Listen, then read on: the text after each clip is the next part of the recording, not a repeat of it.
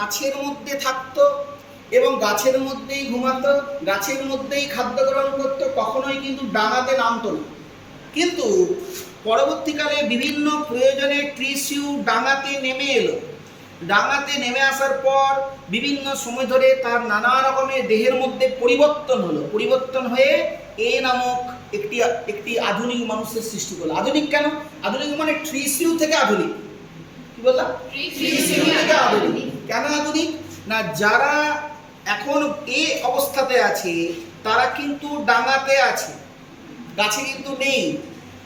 কয়েক হাজার বছর, লক্ষ বছর পর কি দেখা গেল? এ থেকে উন্নত মানুষ বি সৃষ্টি হলো, বি থেকে উন্নত মানুষ সি সৃষ্টি হলো, এবং বর্তমানে সব থেকে উন্নত মানুষ হচ্ছে আমরা, নাম হচ্ছে হোমো সেপিয়েন্স সেপিয়েন্স।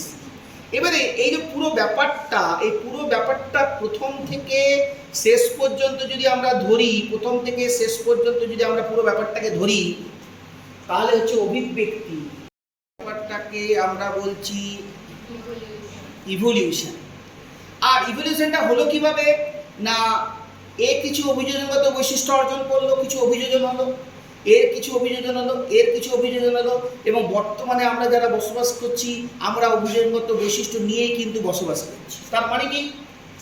বর্তমানে যত জীবকে পৃথিবীতে দেখতে পাচ্ছিস, সেটা মানুষ হোক, ব্যাঙ হোক, আম গাছ হোক, জাম গাছ হোক, আর যেই হোক, তারা কিন্তু অভিযোজন করেই বসবাস করছে। যেমন দেখ, যেমন ধর, আমরা যদি কোনো একটা মাছকে, আমরা যদি কোনো একটা ফিশকে ডাঙার মধ্যে যদি রেখে দিই, টেরিস্ট্রিয়াল কন্ডিশনের মধ্যে যদি নিয়ে আমরা চলে যাই, মাছটা বাঁচবে না। মাছটার ডাঙাতে থাকার ক্যাপাসিটি নেই। কেন? না, তার লাংস নেই, ফুসফুস নেই। একইভাবে আমাদেরকে, একটা হিউম্যানকে যদি আমরা জলের মধ্যে নিয়ে চলে যাই, ওয়াটারের মধ্যে যদি নিয়ে চলে যায়, তাহলে কি থাকবে? বেঁচে থাকবো আমরা? না, কেন? আমাদের জলে থাকার কোনো বৈশিষ্ট্য নেই। অতএব জলে কারা আছে? মাছ। মাছ আছে কিভাবে? না, বিভিন্ন অভিযোগগত বৈশিষ্ট্য নিয়ে মাছ আছে। একটা অভিযোগগত বৈশিষ্ট্য হচ্ছে কি? না, তাদের গিল আছে বা ফুলকা আছে, তার দ্বারা তারা শ্বসন করে। আমরা ডাঙার মধ্যে বসবাস করছি কিভাবে? আমরা, এটা আমাদের অভিযোগগত বৈশিষ্ট্য। প্রত্যেকটা জীব পৃথিবীতে অভিযোগগত বৈশিষ্ট্য নিয়ে কিন্তু বেঁচে আছে। নেক্সট আমরা একটা স্লাইডে চলে যাচ্ছি। আমরা একটা স্লাইডের মধ্যে চলে যাচ্ছি। দেখ,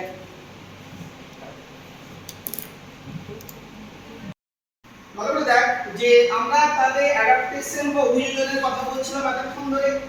আমরা তিন ধরনের অভিযোজন দেখতে পাবো। একটা হচ্ছে স্ট্রাকচারাল অ্যাডাপ্টেশন, দুই নম্বর হচ্ছে বিহেভিয়ার অ্যাডাপ্টেশন, আর তিন নম্বর হচ্ছে ফিজিক্যাল অ্যাডাপ্টেশন।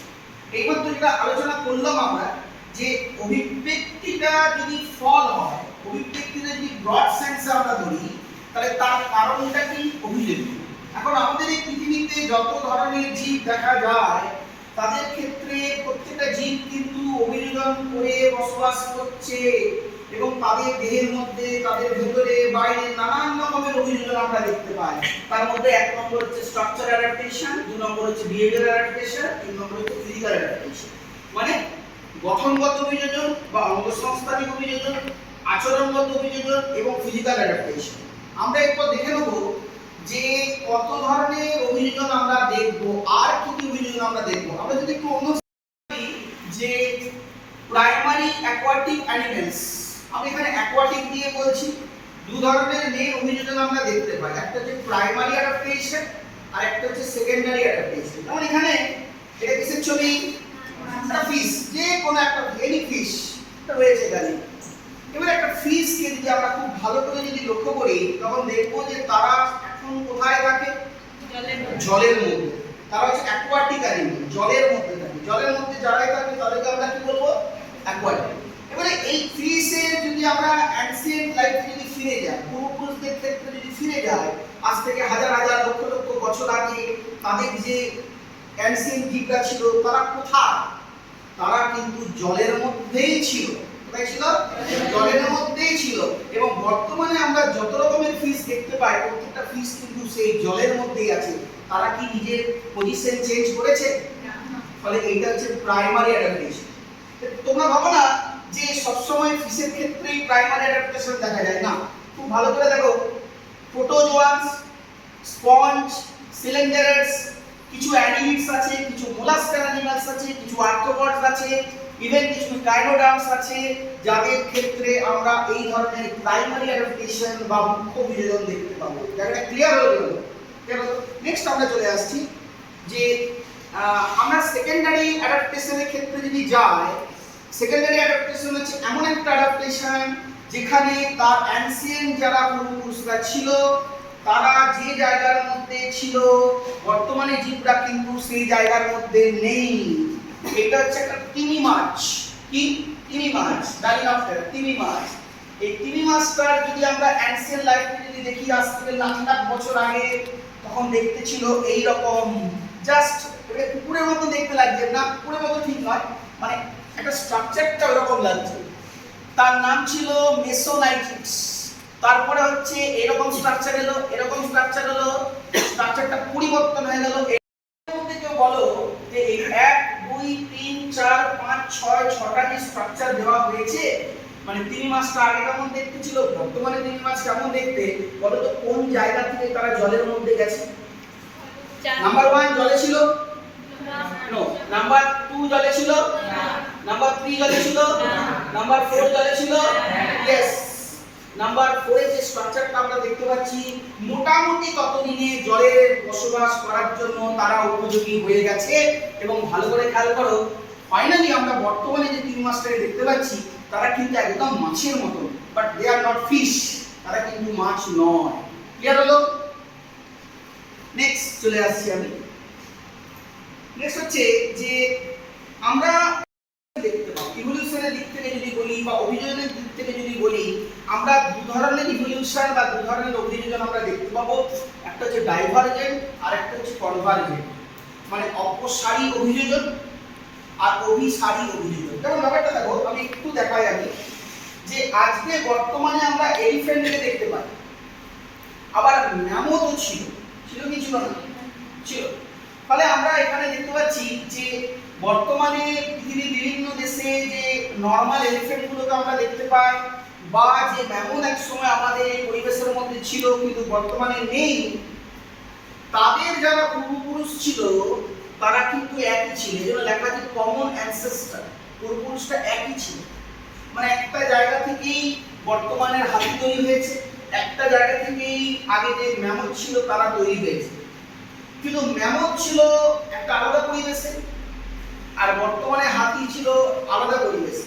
ম্যামথের স্ট্রাকচার ছিল অনেক অনেক বড়, আর হাতির স্ট্রাকচার ম্যামথের থেকে অনেক অনেক কি ছোট।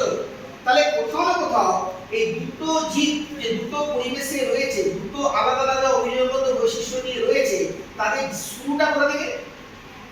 এই জায়গা থেকে। তাহলে মাথায় রাখবি যে একটা জায়গা থেকে যদি ব্যাপারটা ছড়িয়ে যায়, ধর একটা জায়গাতে আছে কেউ কেউ জলে চলে গেল, কেউ বায়বীয় পরিবেশের মধ্যে চলে গেল, কেউ স্থলের মধ্যে থেকে গেল, কেউ দৌড়াতে শুরু করলো, এই ব্যাপারগুলো ছড়িয়ে যায়। এই ছড়িয়ে যাওয়াটাকে আমরা বলছি ডাইভারজেন্ট ইভলিউশন। ইভলিউশন হিসেবে বলিস, অভিব্যক্তি হিসেবে বলিস, আর অভিযোজন হিসেবে বলি আমরা ডাইভারজেন্ট অ্যাডাপ্টেশন, মানে অপসারী অভিযোজন বা অপসারী বিবর্তন। কি বলবো আমরা? অপসারী অভিযোজন বা অপসারী বিবর্তন। নেক্সট আমরা এখানে আরেকটা ছবি দেওয়া আছে কনভারজেন্ট লেভেল। কনভারজেন্ট কি না, আমরা বাঁ দিকে যে অ্যানিমালস গুলোকে দেখতে পাচ্ছি, ডান দিকে যে অ্যানিমালস গুলোকে আমরা দেখতে পাচ্ছি, এরা এখন কিন্তু টেরিস্ট্রিয়াল, একই জায়গাতে আছে। যতগুলো জীবকে দেখতে পাচ্ছ এরা প্রত্যেকে কিন্তু এখন একই জায়গাতে আছে, কিন্তু ছিল আগে অন্য পরিবেশ। কেউ হয়তো অন্য পরিবেশ থেকে স্থলে এসেছে, কেউ হয়তো বায়বীয় পরিবেশ থেকে স্থলে এসেছে, কেউ হয়তো জলজ পরিবেশ থেকে স্থলে এসেছে, বিভিন্ন পরিবেশ থেকে এখন একই জায়গায় এসেছে। তখন হচ্ছে কনভারজেন্ট বা কি? কনভারজেন্ট বা অপসারী না অভিসারী? অভিসারী। তাহলে আবার বলি, একটা জায়গা থেকে যদি সবাই ছড়িয়ে যায় তাহলে অপসারী। ফিজিক্সের সঙ্গে মিল আছে, ফিজিক্সের ফিজিক্যাল সায়েন্সের রশ্মির সঙ্গে মিল আছে। অপসারী রশ্মি, অভিসারী রশ্মি পড়েছিস। তাহলে একটা জায়গা থেকে যদি ছড়িয়ে যায় তাহলে অপসারী, আর বিভিন্ন জায়গা থেকে যদি এক জায়গায় আসে অভিসারী। এটা বুঝতে পারলি কিনা বল? ভালো করে বুঝতে পারলি? নেক্সট চলে আসছে, এখানে আরেকটা ডাইভারজেন্ট দেখেছি, খুব ইম্পর্টেন্ট একটা টার্ম, সেটা হচ্ছে অ্যাডাপটিভ রেডিয়েশন বা অভিযোজনগত বিকিরণ। আচ্ছা, আলো তো বিকিরণ করে, একটা টর্চের লাইট যদি জ্বালাস তো লাইটটা কি ছড়িয়ে যায় না লাইটটা সেন্টারে আসে? দেখি একটা টর্চ যদি জ্বালাস লাইটটা ছড়িয়ে যায় না? ছড়িয়ে যায় তো। তেমনি মাথা রাখবি যে আমরা আজ যে সুগার গ্লাইডারকে দেখতে পাচ্ছি, আমরা যে মার্সুপিয়াল মোলকে দেখতে পাচ্ছি, আমরা কোয়ালা ভালুকের কথা পড়েছিলাম ক্লাস 7 এ, মনে আছে? কোয়ালা ভালুককে দেখছি, বা আমরা ব্যান্ডিকট বলে ইলুকটাকে দেখছি, ক্যাঙ্গারুকে দেখছি, মার্সুপিয়াল র্যাটকে দেখছি। এরা আজকে বিভিন্ন পরিবেশে আছে, কিন্তু ছিল এক জায়গায়, তাদের পূর্বপুরুষরা এক জায়গাতে ছিল এবং নাম হচ্ছে মার্সুপিয়াল। নাম কি? মার্সুপিয়াল। কিন্তু বিভিন্ন কারণে তারা বিভিন্ন পরিবেশে চলে গেছে, বিভিন্ন আকৃতি হয়েছে, বিভিন্ন সাইজ হয়েছে, বিভিন্ন বিহেভিয়ারাল আমরা অ্যাডাপ্টেশন দেখতে পাচ্ছি। এই পুরো ব্যাপারটাকে ছড়িয়ে যাচ্ছে, তার মানে অপসারী অভিযোজন। আর অপসারী অভিযোজনটাকে আমরা এখানে কি বলছি? অ্যাডাপটিভ কি? রেডিয়েশন। বুঝতে পারলে? এই যে পাখিগুলো দেখছো, এই পাখিগুলোর নাম বলতে পারবে কেউ? কেউ? এনিবডি? পাখিগুলোর নাম? এই পাখিগুলোকে কখনো দেখেছো?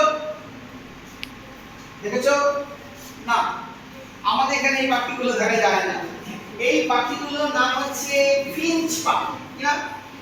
ফিঞ্চ পাখি। এই ফিঞ্চ পাখিটা আমাদের কাছে খুব ইম্পর্টেন্ট। কেন ইম্পর্টেন্ট? ডারউইনের যে অভিব্যক্তিবাদ, যেটা হয়তো তোমাদের নিশ্চয়ই পড়ানো হয়েছে বা পড়ানো না হলে পরে দেখবো সেটা। ডারউইন যখন গ্যালোপাগোস দ্বীপপুঞ্জে গেলেন, তখন সেই দ্বীপপুঞ্জের মধ্যে ফিঞ্চ পাখিদেরকে লক্ষ্য করলেন। সবাই কিন্তু ফিঞ্চ পাখি, কিন্তু প্রত্যেকে কি আলাদা বলো? ইয়েস, কারোর ঠোঁটটা হচ্ছে বাঁকানো, কারোর ঠোঁটটা হচ্ছে একটু ভোঁতা টাইপের, কারোরটা হুকের মতন, কারোরটা আরো লম্বা, কারোরটা এরকম। কেন বলতো? কারণ এই পাতা খায়, লিভস খায়, তার জন্য এরকম বিকের সাইজ। এই বীজ খায়, সিডস খায়, এরকম। এই ফুলের মতন ইউজ করে, ঠোকরাতে ইউজ করে এইটাকে। কেউ নেকটার খায় বা মকরন্দ খায়, কেউ ইনসেক্ট খায়, ফুলের মতন সাইজ। এক একজন ফিঞ্চ পাখি এক এক রকম কি খাদ্যাভ্যাস, এক এক রকম ফুড হ্যাবিট। এই জন্য তাদের বিকের যে স্ট্রাকচারটা, ঠোঁটের যে স্ক্রিনে দেখতে পাচ্ছ, ভালো করে দেখো যে ইভলিউশন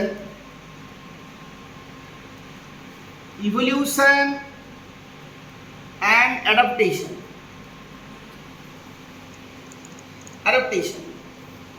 এই যে পুরো ব্যাপারটা আছে, এই ইভলিউশন আর অ্যাডাপ্টেশন জিনিসটা কি না, আমরা খুব সংক্ষেপে একটা উদাহরণ দিয়ে বলতে পারি। যেমন দেখ যে ধর আমরা বর্তমানে কোন জায়গাতে, যে আমরা বর্তমানে আছি হোমো সেপিয়েন্স। আমাদের সায়েন্টিফিক নেম হচ্ছে হোমো সেপিয়েন্স। কিন্তু আজ থেকে লক্ষ বছর আগে আমরা যে অবস্থাতে ছিলাম, আমরা আধুনিক মানুষ ছিলাম না প্রাচীন মানুষ ছিলাম? আমরা প্রাচীন মানুষ ছিলাম। সেই মানুষটা ধর সি, ধরে নে সি, তার থেকে কয়েক লক্ষ বছর যদি পিছনে যায়, তাহলে আমরা আরো প্রাচীন মানুষকে দেখব, সেটা ধরে নে বি। আরো যদি আমরা পিছনে যাই, তখন আমরা ছিলাম এ অবস্থাতে। আরো যদি পিছনে যায়, তখন আমাদের নাম ছিল ট্রিশ্রিউ। কি নাম ছিল? ট্রিশ্রিউ কারা? স্লাইডে আমরা যাই যে আমরা কি স্লাইডটাকে ভালো করে নিবি এখন। ক্যানিনাস বা প্রাইমারি অ্যাকোয়াটিক অ্যাডাপ্টেশন, আর একটা যে সেকেন্ডারি অ্যাকোয়াটিক অ্যাডাপ্টেশন, বা সোজা কথা বাংলায় যদি আমরা বলি মুখ্য অভিযোজন আর গৌণ অভিযোজন। আমি অ্যাকোয়াটিক নাও বলতে পারি, অ্যাকোয়াটিক মানে হচ্ছে জলজ।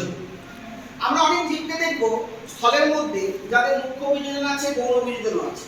আবার জলের মধ্যে দেখবো মুখ্য অভিযোজন আছে, গৌণ অভিযোজন আছে। তো মুখ্য অভিযোজন আর গৌণ অভিযোজন মানেটা কি? What is primary adaptation and what is secondary adaptation? এর মানেটা কি? মানেটা হচ্ছে এখানে কি দেখতে পাচ্ছিস? ফিশ, মাছ কোথায় থাকে?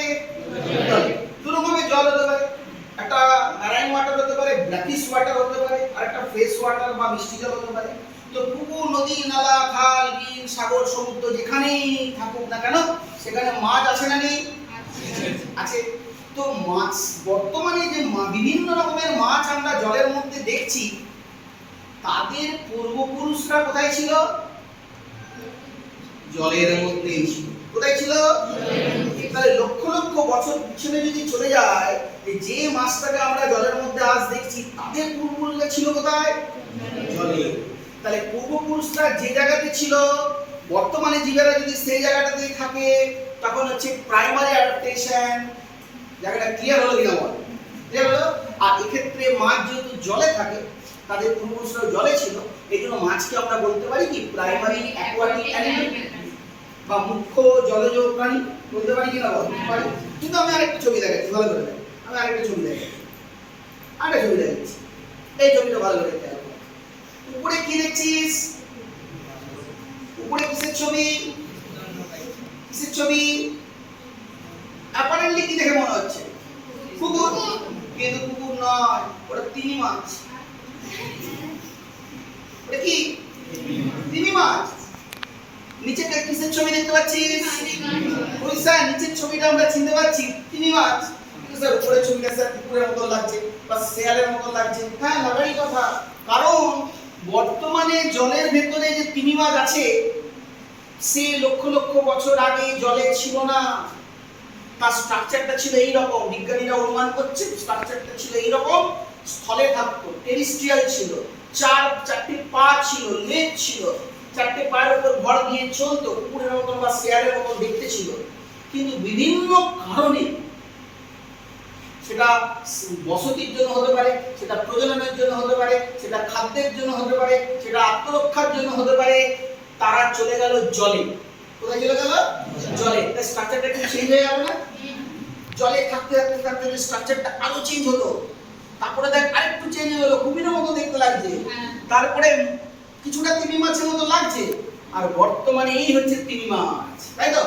তাহলে তিমি মাছের পূর্বপুরুষরা কোথায় ছিল? এখন তারা কোথায় আছে? তাহলে পূর্বপুরুষরা যে জায়গাতে ছিল সেই জায়গাতে বর্তমানে জীবেরা যদি না থাকে, কি অ্যাডাপ্টেশন। এটা ক্লিয়ার হলো? নেক্সট অন্য একটা জায়গায় যাচ্ছি, ভালো করে দেখ। যে আমরা আমরা আমরা চলে যাচ্ছি যে আমরা অন্য একটা যখন করবো, হ্যাঁ, এরপর অপসারী। আমরা এরপর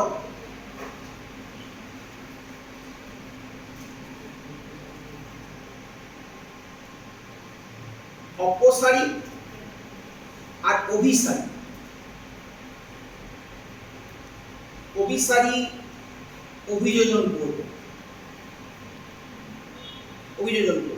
অপসারী আর অভিসারী অভিযোজন। তো বলতে পারবি কারো আইডিয়া আছে অপসারী অভিসারী অভিযোজন? নেই আইডিয়া। ভালো করে বোঝো। এখানে একটা জায়গা আছে, এই জায়গার মধ্যে নানা রকম জীব ছিল,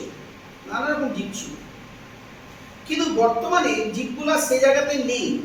এ নামক জীবটা চলে গেছে অন্য জায়গাতে, বি নামক জীবটা চলে গেছে অন্য জায়গাতে, সি নামক জীবটা চলে গেছে অন্য জায়গাতে, ডি নামক জীবটা চলে গেছে অন্য জায়গাতে, ই নামক জীবটা চলে গেছে অন্য জায়গাতে। মানে A B C D E এরা প্রত্যেকেই কিন্তু একটা জায়গাতেই ছিল, কিন্তু কেউ এখন হয়তো বায়বীয় পরিবেশে চলে গেছে, কেউ হয়তো জলজ পরিবেশে চলে গেছে, কেউ হয়তো গর্তবাসী হয়ে গেছে, কেউ হয়তো কোঠরের মধ্যে চলে গেছে, কেউ হয়তো দৌড়বাজ প্রাণী হয়ে গেছে, কিন্তু তারা ছিল সবাই এক জায়গাতে। মানে তাদের পূর্বপুরুষদের যদি ধরিস, তারা সবাই এক জায়গাতেই ছিল। এখন বিভিন্ন দিকে ছড়িয়ে গেছে।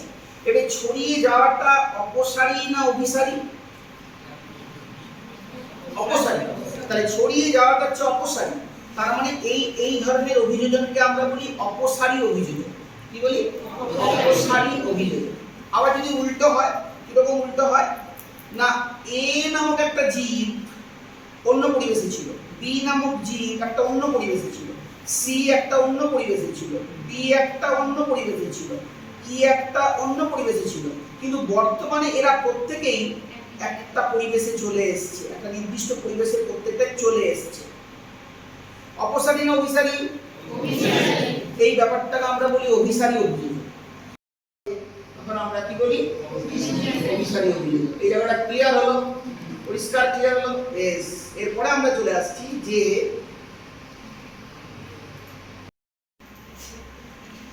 এই পাখিটার নাম কি বলা সম্ভব নয়।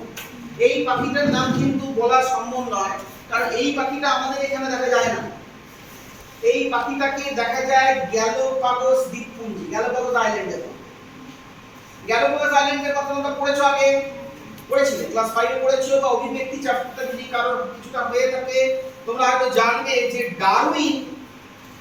ডারউইন বলে যে অভিব্যক্তিবাদের জনক, যার কথা আমরা পড়েছি, তিনি অনেক জায়গার মধ্যে গ্যালোপাগোস দ্বীপপুঞ্জের মধ্যে গিয়েছিলেন এবং সেই দ্বীপপুঞ্জে গিয়ে দেখলেন বিশেষ ধরনের পাখি। সেই পাখিটার নাম হচ্ছে ফিঞ্চ পাখি। কি পাখি? ফিঞ্চ পাখি। এটা হচ্ছে ফিঞ্চ পাখি। এটা এরকম দেখতে ছিল আগে, কিন্তু বর্তমানে এরা সবাই ফিঞ্চ পাখি। এক দেখতে না আলাদা দেখতে? কোন দিকটা আলাদা? কালার আলাদা?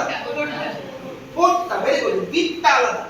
ভালো করে দেখ, এর ঠোঁটটা হচ্ছে স্ট্রেট, এর ঠোঁটটা হচ্ছে ভোঁতা, এর ঠোঁটটা হচ্ছে বাঁকানো, এর ঠোঁটটা লম্বা হয়ে বাঁকানো, ওরটা আরেকটু লম্বা হয়ে বাঁকানো, ওরটা মাঝামাঝি স্ট্রাকচারের মধ্যে রয়েছে। কেন এরকম হলো? খাদ্যাভ্যাসের জন্য, ফুড হ্যাবিটের জন্য। কেন? ভালো করে দেখ, এরা সিডস খায়, বীজ খায়। এরা কি খায়? লিভস খায়। ওরা কি খায়? ইনসেক্ট খায়। ওরা কি খায়? নেকটার এবং মকরন্দ খায়। এরকম বিভিন্ন, এরা টুল হিসেবে ইউজ করে। ওরা কি করে? টুল হিসেবে ইউজ করে। এটা দিয়ে ঠোকরাতে কাজে লাগে। কাঠ ঠোকরা পাখি যেমন ঠোকরায়, তেমনি এই ঠোঁটটা দিয়ে ঠোকরায়। তাহলে পাখিটা একই ছিল, কিন্তু এখন তাদের স্ট্রাকচারে একটা অভিযোজন হয়েছে, তাদের অঙ্গসংস্থানে একটা অভিযোজন হয়েছে। কোনটার পরিবর্তন হয়েছে? কোনটার পরিবর্তন হয়েছে? তাহলে এটা অপসারী না অভিসারী? অপসারী। এই অপসারী অভিযোজনটাকে আমরা অন্য নামে রাখি, তার নাম হচ্ছে অ্যাডাপটিভ রেডিয়েশন। কি বলি আমরা? Adaptive radiation. আমি এটা অন্য স্লাইডে চলে যাই। সরানোটা দুভাবে হতে পারে। একটা জায়গা থেকে আলাদা আলাদা জীব সৃষ্টি হলো, দিয়ে অন্যদিকে ছড়িয়ে গেল, এটাও হতে পারে। বা একই জীব সে কিছুটা পরিবর্তন করে নিজেকে সরিয়ে নিল অন্য জায়গায়, তখন কি?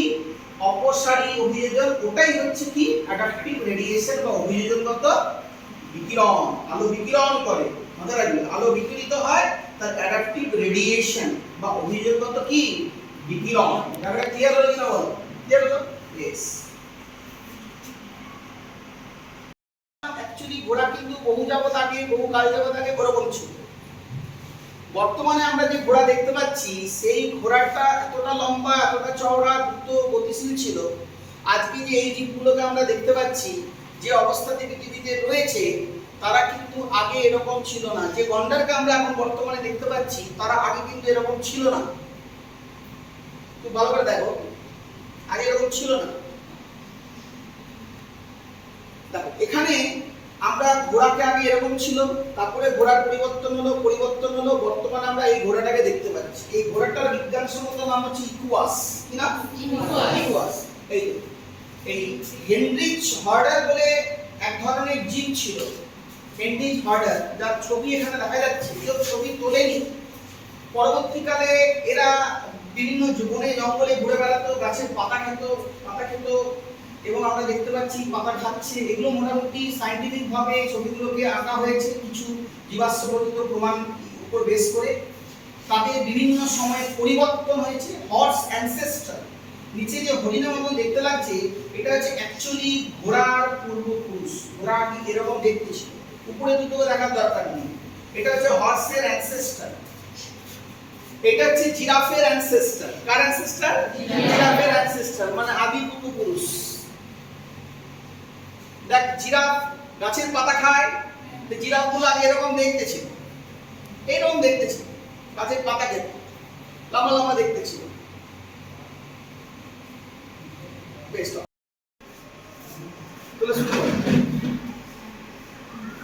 ভালো করে দেখ যে আমাদের যে চোখ,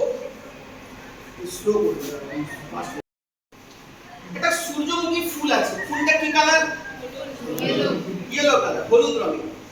এখন এই আলোটা বাইরে থেকে আলো সূর্যমুখী ফুলের উপরে পড়লো, সেই আলোটা আসছে আমাদের চোখের মধ্যে, আসে কি না?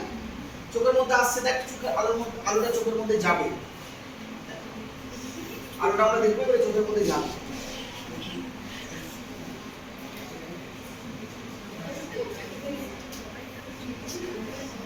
একটু স্লো মোশনে করা হয়েছে, দেখতে পাবি এত ফাস্ট গেলে হবে না। আলোটা মানে যাচ্ছে, আলোটা যাচ্ছে কোথায় না, আলোটা আমরা দেখবো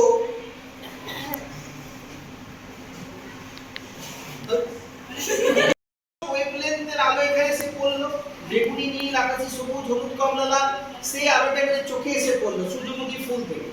আমাদের চোখ দেখে না, ব্রেন দেখে। চোখে দেখে না, অ্যাকচুয়ালি ব্রেন দেখে। কিন্তু প্রতিচ্ছবিটা কোথায় তৈরি হয়?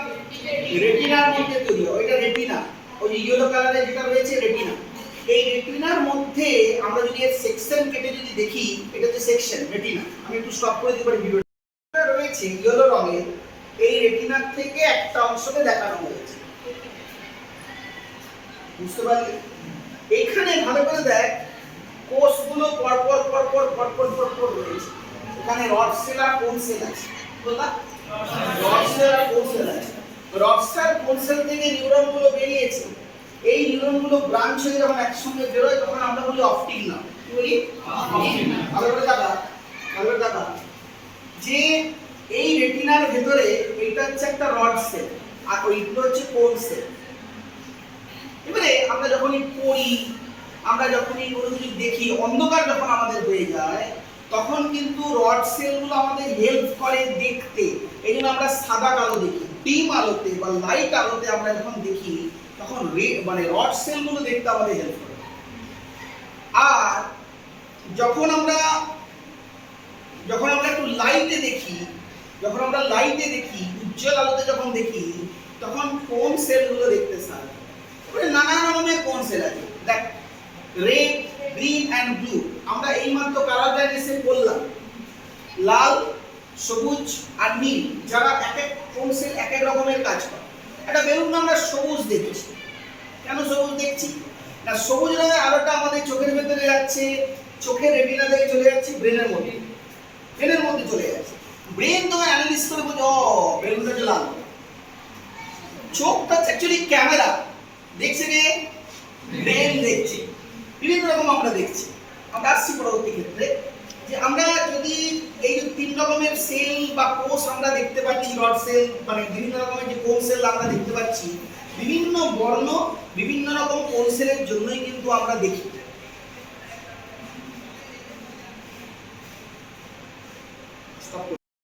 পরপর এগুলো হচ্ছে রড সেল, কোন সেল আছে এখানে, আর এগুলো হচ্ছে নিউরনস। কোন সেল? Rod cell. ঠিক আছে, এবারে সিগন্যাল থ্রু নিউরন চলে যাচ্ছে কোথায়? ব্রেনে যাচ্ছে। কোথায় যাচ্ছে? ব্রেনের মধ্যে যাচ্ছে। আমরা একটু ভালো করে দেখো, দেখ ভালো দেখ, এখানে আমরা কতগুলো সার্কেল দেখতে পাচ্ছি এবং আমাদের চোখ ঠিকঠাক আছে বলে কালারগুলোকে আমরা চিনতে পারছি। কিন্তু এখনই দেখ কিছু কালার দেখাবে। Being a colorblind not as rare as you think, around 7 to 10% of men have some form of white.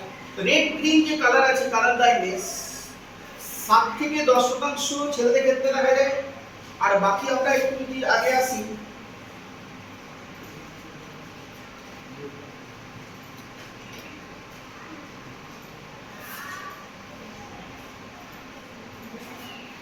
দেখেন রেড গ্রিন কালার ব্লাইন্ডনেস, দুটো কালার ব্লাইন্ডনেস একসঙ্গে বলা হচ্ছে। এই রেড কালার ব্লাইন্ডনেস আর গ্রিন কালার ব্লাইন্ডনেস এইটা পুরুষ মানুষদের ক্ষেত্রে 7 থেকে 10% দেখা বেশি, whereas ফিমেলদের ক্ষেত্রে কিন্তু 0.4%। এই জিনিসটা কি? জিনিসটা হচ্ছে যে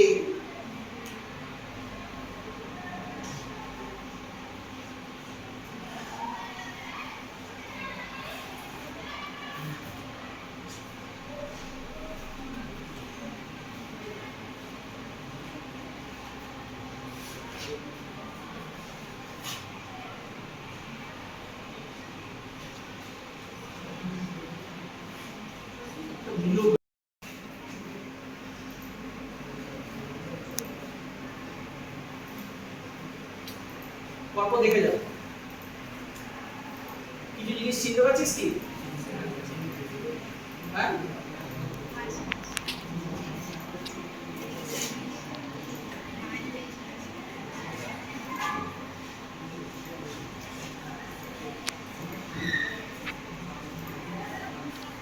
চিনতে পারছিস?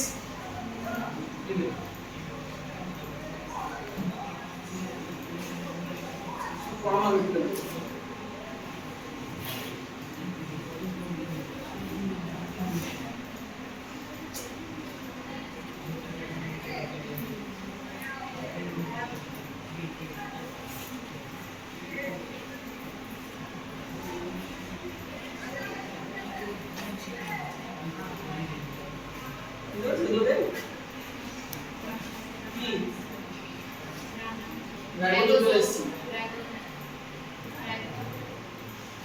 পড়তে হবে, কিছুই নাই এখন।